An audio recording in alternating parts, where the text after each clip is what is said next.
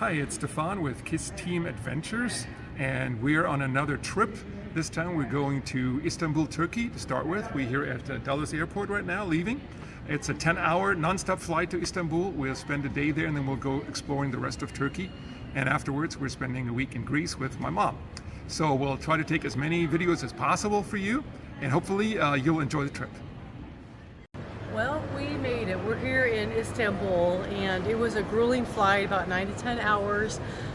Turkish Airlines is really great, though. I've got some pictures of the food. I mean, you get regular meals on that airplane. And it was delicious. Yes, and we're waiting for our driver to come take us to our hotel, maybe have a little nap, and then we're going to go explore. And here's a little foretaste of what we're going to see in Cappadocia a little bit later this week. This is what it looks like. Can't wait to see it. And we'll do the balloon ride too, weather permitting. We are waiting for our hotel room to be ready, so we decided to come and get us a little snack of gelato here in Istanbul. So it's pretty good so far, and we're ready for a little nap, and then we'll go out adventuring again. We are in the old city, and it is fascinating. The roads are very narrow, lots of people, heavy traffic. Our hotel is right in the old town here, and it's going to be quite the adventure. So we explored Istanbul a little bit this afternoon, and behind us is the Hagia Sophia, the biggest church in the world at one point, built during the Byzantine Empire a couple thousand years ago. And behind us is the Sultan Ahmet Mosque, one of the biggest mosques in the world. It has 6 minarets, which is very unusual. And you got this beautiful park here. It's a beautiful day, 75 degrees, a little bit of wind, just perfect. You see all the people here hanging out. Look at the rainbow in the fountain. Oh yeah.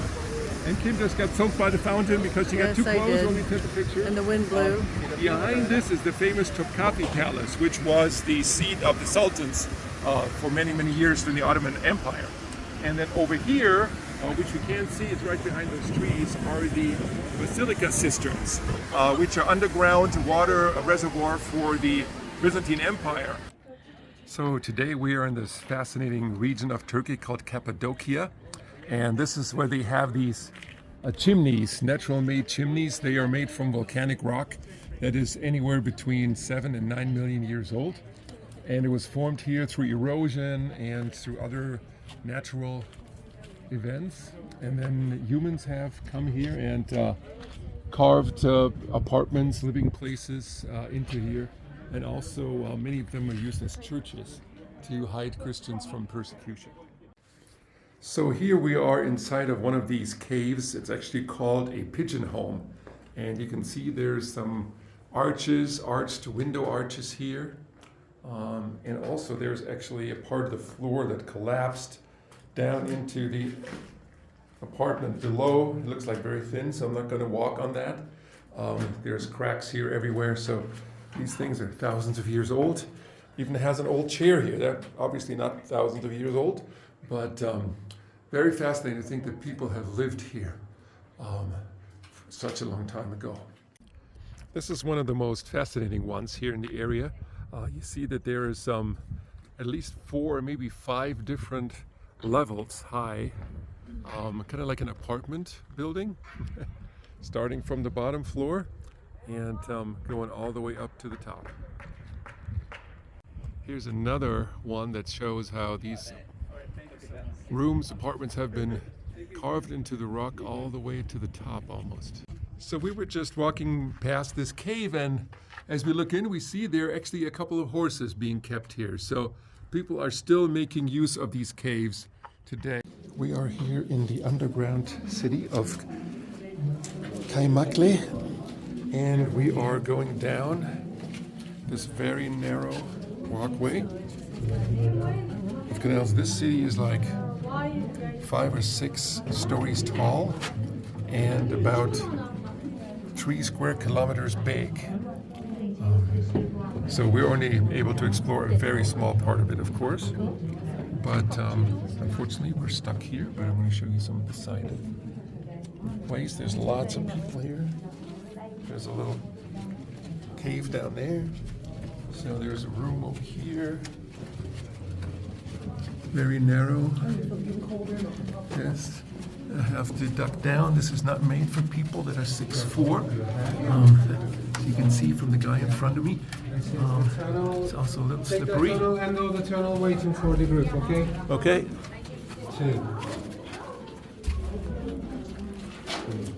Here we go. Well, this is all one big adventure. Wow. It's really short. This is really low and dark. I should have brought a hard hat. Wow, these are narrow tunnels. I could see if you were claustrophobic. Yes. This would not be fun if you're claustrophobic. Oh my gosh. Yes. But it's They must have amazing. fire down here. Yes, they did. All right, so here's one big open room with little side rooms everywhere. So our tour guide explained to us that the first thing they did when they dug these was to dig a ventilation shaft.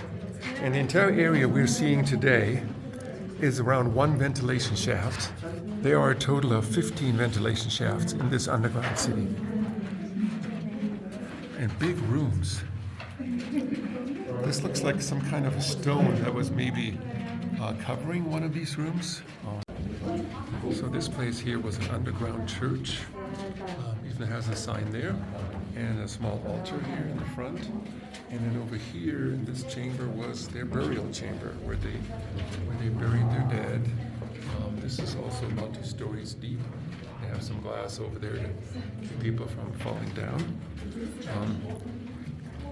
The tour guide told us that they think that these underground cities were started about 4,000 years ago.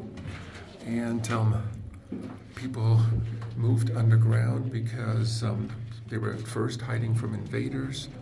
Later, the Christians were hiding here from persecution. And they had churches and storage places here for grain and whatever other products they had. So it's a very fascinating place. The rock here is made of volcanic rock, which is very soft. So it was fairly easy to dig that up. You can see these side rooms here. Very low tunnels, you can imagine. We have here right now a warm inside. So storage for the food storage actually, for the fruits that keep them in the sun first and then to get them dry. After all, they used to store mostly lentil, barley, wheat, and this kind of stuff. I mean grapes, the dry one that usually stored here.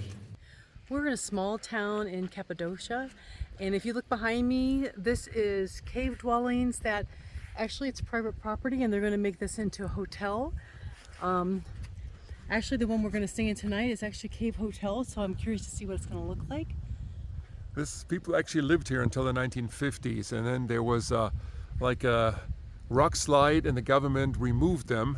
And in most cases, the government took over, but in this case, they're still privately owned, and they're now being sold to be turned into cave hotels because that's the big tourist attraction around here.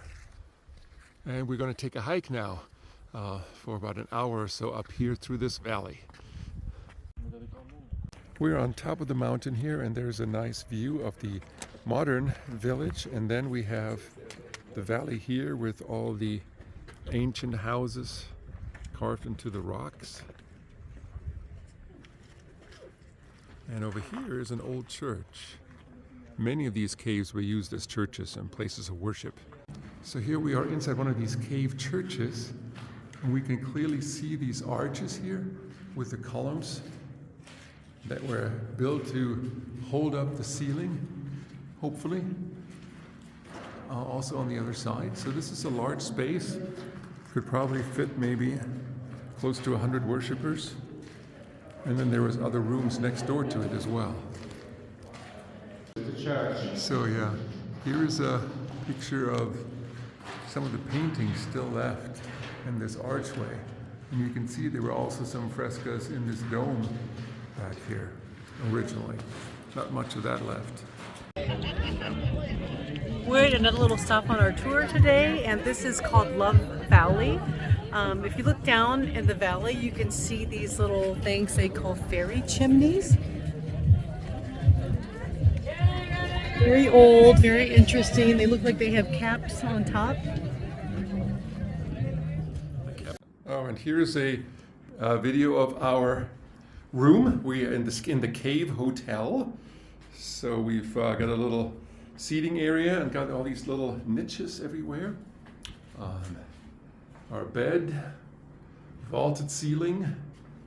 Got all of these niches with lights in here. And then we have a very fancy bathroom. For Europe, this bathroom is humongous. Very nice. Look at the natural vaulted ceiling. Got the toilet here and a huge shower. And it has a rain shower. Nice. That's what we'll need tonight because we're all sweaty. We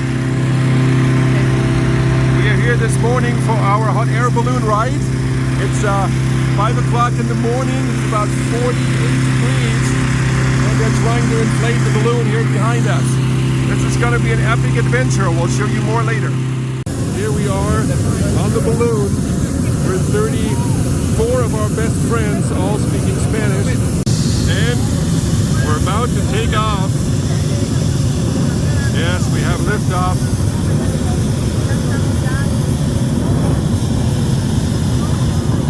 They have these shields above us to shield us from the flames, but I am on the edge and it feels very hot in my face, which is actually welcome because it's only like 48 degrees right now. Look at that one going up, that's pretty. Some of the others are already up.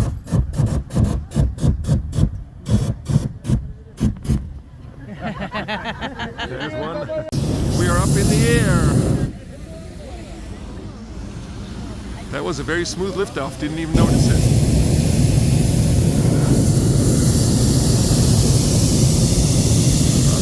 Lots of people here, tons of balloons going up.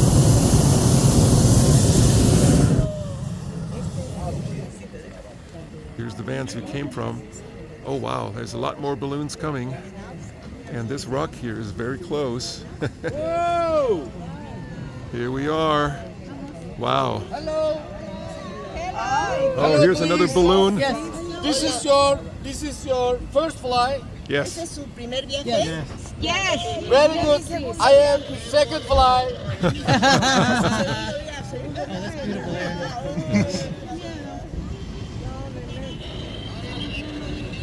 Wow, this is amazing. Right there. We are right now floating above the Rose Valley over here, together with a zillion other balloons. The sun is about to come up above the horizon. Very, very beautiful. We're about to watch the sunrise over the Rose Valley. In the background is a volcano, hopefully not active. Here we go. The sun is coming up.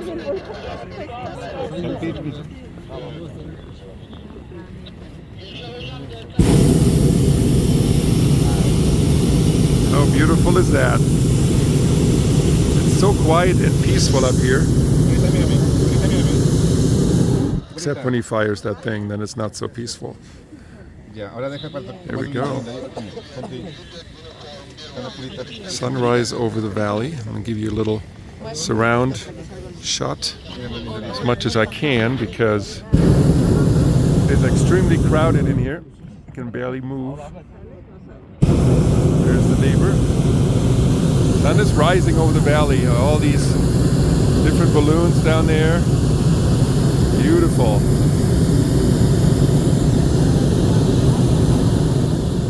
We made it back to solid Earth. The landing was actually very soft and anticlimactic. So here we are on this little meadow, I was expecting it to be quite a bit rougher, but here we are. Looks like we're about to celebrate our survival. Hello. If you are ready, Yes. A las caras, ah, We're ready. caras. 3, 2. 2, 7, 8. 1, go.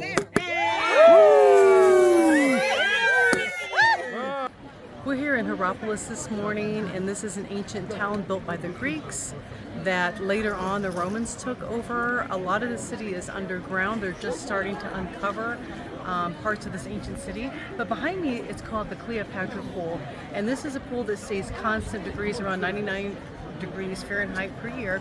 And this was a big, like a town center, and 700 AD there was an earthquake, and this entire section sank. So now it filled up with water. You could go in here and you can walk around, you can swim, and you can see there's ancient columns and stuff, and that's all Roman that is left over. The original Roman columns right there. Yep. So all of this is natural and original, what's left over from the old town square. The water is very rich in minerals, so it's good if you have arthritis and things like that. So it's very much fun. They have this little cove here, and everybody's congregating. So certainly a fun place to go. So we're still in Hierapolis. Actually, the Pool of Cleopatra is right on the other side of the video right now. And from here we can see the old Greco-Roman theater. Back there, this theater held up to 12,000 people at a time. And they had, theater productions and things like that here. And they said the easiest way to calculate the population of the city is to multiply the theater seating capacity by 10. So they think that this city had about 120,000 people here. This city was actually built on a fault line, so it had a lot of earthquakes. It was destroyed numerous times. And because of that, they have a lot of hot springs that came out. And in a minute, we'll see the white hot springs of Pamukkale that we're going to visit here. And these are, we'll talk a little bit more, but they're about 40,000 years old. So we are here at part of this park in the city of Hierapolis. That's called Pamukkale, which actually means cotton castle because of the white that you see. So these are ancient hot water pools that were formed about 400,000 years ago. And some other pictures you may have seen, these are all up here, all filled with water. But unfortunately, they ran out of water sources. Out of 15 water sources, only 5 are still active right now. So they've restricted it to just these 5 pools here. And this is what all of this used to look like just a few years ago. We're going to go in there in just a minute. We've been warned that the surface of the floor is very rough on the feet, and you cannot wear shoes. So it's going to be interesting to see what happens there. But these are very full of minerals, and the white that you see is actually calcium deposits. And these have been here and have grown over 400,000 years. So it's quite the site, and it's several miles long actually. All right, so we made it down here to the pools to see the beautiful white walls there of pure calcium. It's just gorgeous. So here we are, and they weren't kidding. The ground is very rough, lots of little stones, things like that. So we're going to be courageous and try to get in there. Okay, here we go. Yep. Is it hard down there? Yes, it is. The water is actually cold, even though these are hot springs. By the time it actually gets here, it gets pretty cool. It's very refreshing, actually. It's a beautiful day today, about a high of 80 degrees, a little bit of a breeze, low humidity. It's just really, really beautiful. It's a little treacherous to walk in here because the ground is very uneven, and it's very easy to stumble. We've been told that lots of people fall and hurt their knees. So we're trying not to do that. I'm just going to show you, it goes a little bit further down the hill. So there's another 4 or 5 of these pools. And then there's this beautiful little pond over here. And the city of Pamukkale is down at the bottom of this little hill. So we are in the Hierapolis Museum, which is part of the tour, and here they have some of the things that they found in the necropolis, the city of the dead, which is many of the graves in the sarcophagus, as well as a bunch of statues.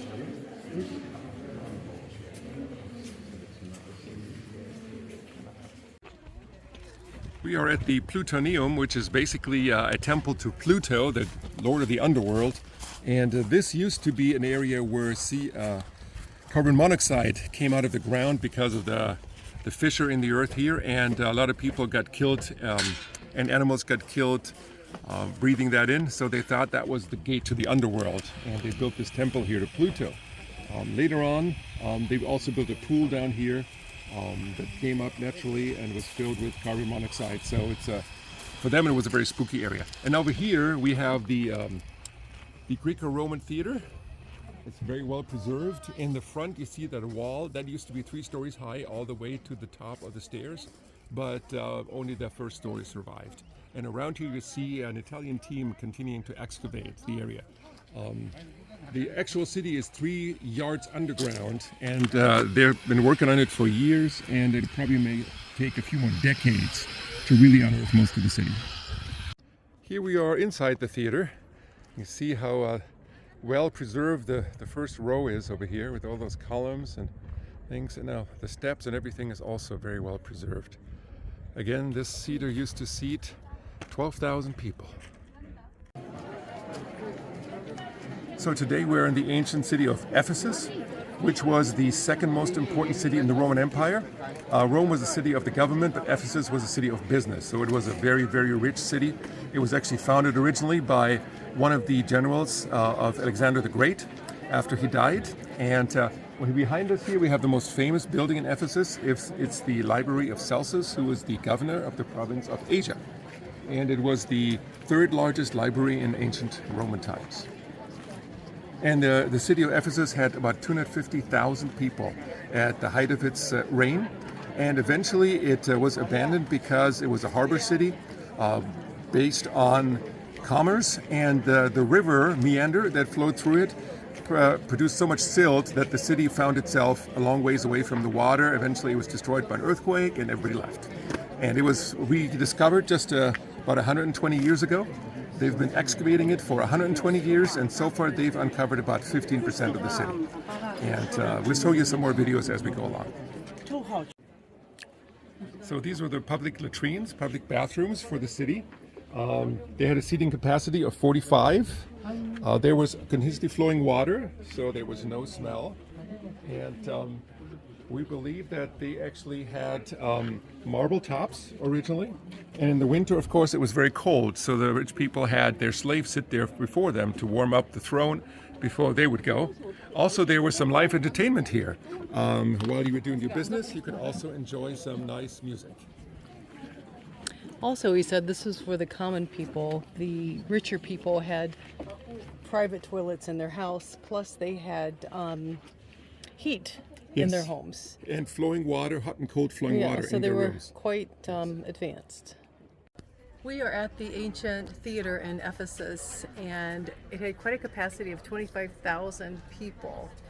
It was used for animal fights, it was used for concerts, for entertainment, for preaching, and our guide was telling us that even in modern day, like Elton John has been here, Sting, different artists will still perform concerts here. Here we are inside the theater. It's quite huge. As you can imagine, 25,000 people fitting in here, and they're setting up for another concert here. So he wasn't kidding when he said they're still doing it. It's not super crowded today. We're lucky because they say that they get about 6 cruise ships a day here, up to 30,000 people per day that come. It's the most busy port in Turkey, and the greatest tourist attraction in Turkey. So behind us is the place of the former Temple of Artemis, which was one of the 7 ancient wonders of the world. As you can see, there's not a whole lot left of it except 1 column and maybe a quarter. The reason for that is that it was destroyed during earthquakes, and then later on it was used as a quarry for building other buildings around the area. It's a Christian church, a mosque, and eventually that castle up on the hill. But this was one of the biggest temples in the world. At one point, it had 127 columns all the way around in 2 rows, and it was a football field. is the size of a football field. So it's quite impressive. Unfortunately, not much to see anymore today. So today we are back in Istanbul. A beautiful day, about 70, 80 degrees and a little bit of a breeze. And we're going to look at the Basilica Cisterns. They were featured in many movies, especially Inferno. And they're really fascinating. They're the old water source for the city of Constantinople. It's a Saturday, so there's a huge line. If you look here, it goes all the way around the building to the left where the entrance is and the ticket office. So we highly recommend that you get on a tour where you can skip the lines, and that's what we're waiting for here for our tour guide. We'll show you some more of the inside. Should be really amazing. So we are inside the Basilica Cistern. As you can see, it's a huge building. It's 140 meters by 70 meters. I don't know how much that is in feet. We'll have to figure that out. And it's 9 meters tall.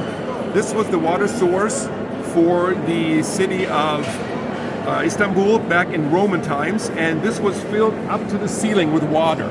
It was able to hold 100,000 tons of water. And there were 300 cisterns like this in the city, but this is the biggest one by far. And it has over 360 columns. All of these columns are unique because they were actually stolen from other sites throughout Turkey and recycled here.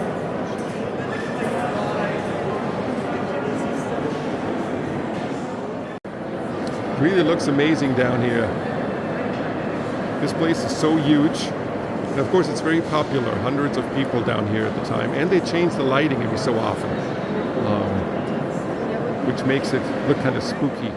They finally changed the color back to pink because this is the most impressive way to look at it.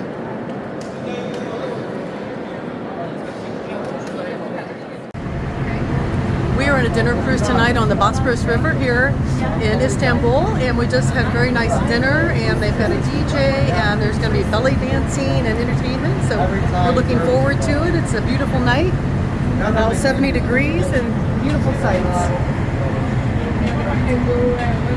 This is one of the bridges across the Bosporus. On one side is Europe, on the other side is Asia. So this is one of the unique cities in the world, the only one in the world that's on 2 continents. In the back there we can see one of the mosques. There's so many of them everywhere.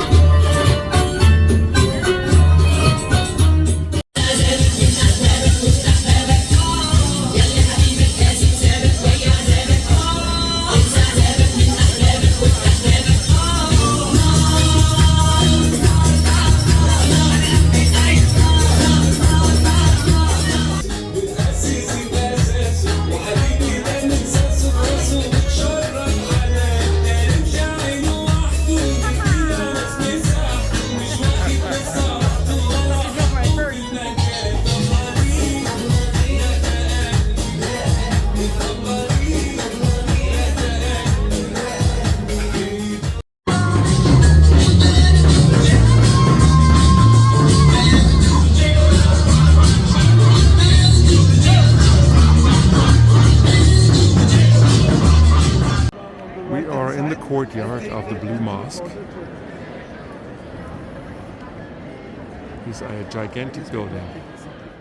We are now inside the Sultan Ahmed Mosque, also known as the Blue Mosque, because it has kind of a lot of blue tint to it through these stained glass windows. It's one of the biggest mosques in the world, of course. And it's got that beautiful dome. We are in line to visit Hagia Sophia. So the line ends there straight ahead, goes all the way along, and then goes all the way here to the left, and then meanders back around the right. Very, very long line. Fortunately, it moves pretty fast. Here we are inside the Hagia Sophia, one of the largest buildings in the world, and also the first building ever to build with a dome. It's 1,500 years old. Corridors on each side. They are called side naves.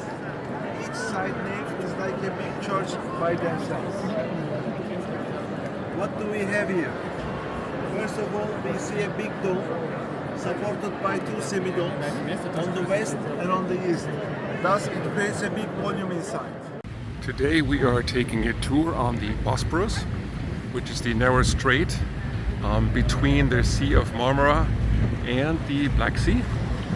And there's some fascinating places around here. On our right side is the European side, and on the left side over here is Asia. So Istanbul is the only city in the world that is divided or between two continents, and there is a number of bridges like this one over here that leads from one continent to the other, and lots of fancy buildings here that we saw on the way over here, palaces and everything.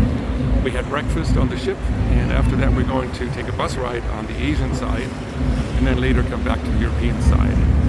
So going to be a full day, definitely very nice and hopefully a recommendable excursion if you ever come to Istanbul. We are now approaching the last of 3 bridges across the Bosporus, and we see that there are some old ancient towers here from the time of the Ottomans. They were guarding the coast of Istanbul here. We're here at the newest mosque in Istanbul. This was built by Turkish President Erdogan in his own honor, and it's one of the 2 mosques in the area that has 6 minarets. It's very beautiful. Cost $30 million, and nobody's using it because it's too far off the beaten track. Yes, and the government's building housing projects right below it. Yes, Turkish people are very upset over the waste of money. Here we have a view from the hill here next to the mosque that shows a beautiful view of the modern part of Istanbul. And over here on the right you can see a little bit of the Bosporus straight over here. Unfortunately they're building some public housing buildings here, and there's lots of cranes around that block the view. But otherwise, beautiful view from here. A little bit hazy today and very, very windy. So now we're looking further to the west, and we see this big body of water. That is the Sea of Marmara, part of the Aegean really. And straight ahead, it leads into the Bosporus, which is this narrow strait between the Black Sea and the Sea of Marmara. And here is Old Town Istanbul. By the way, the Sea of Marmara means the Sea of Marble, and there's an island there from where marble originates.